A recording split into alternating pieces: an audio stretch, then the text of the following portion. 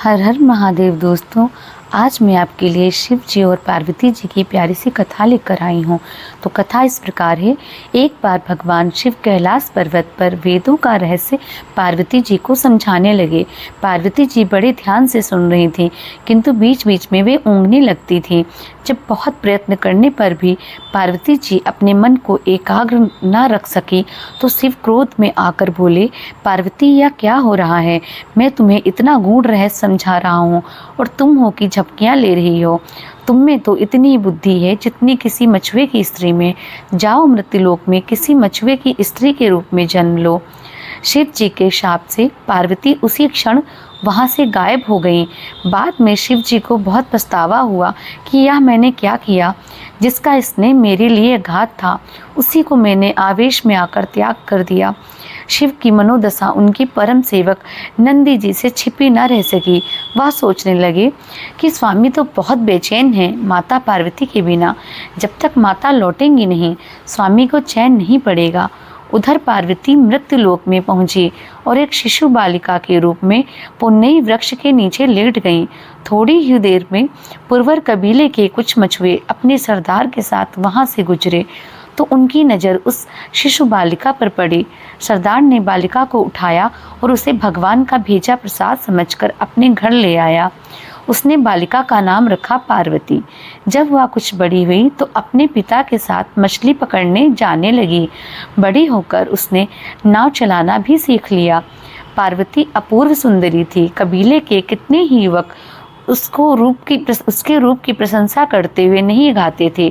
उनमें से कई तो पार्वती के साथ विवाह के इच्छुक रहते थे, लेकिन पार्वती उनमें से किसी के साथ भी विवाह के लिए इच्छुक न थी। उधर कैलाश पर्वत पर शिव जी को पार्वती का वियोग असहनीय हो रहा था।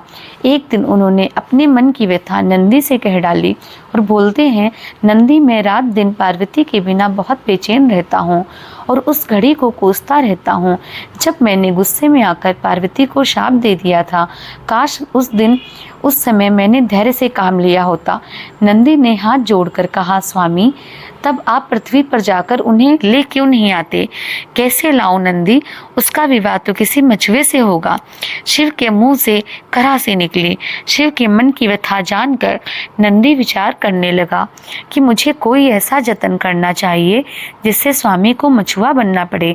यह विचार करके नंदी एक बड़ी मछली का रूप धारण कर लिया। उस तट की ओर चल पड़ा जिधर पुरवर कबीले के मछुआरे रहते थे। वहां पहुंचकर मछली बने नंदी ने मछुआरों के बीच आतंक फैला दिया।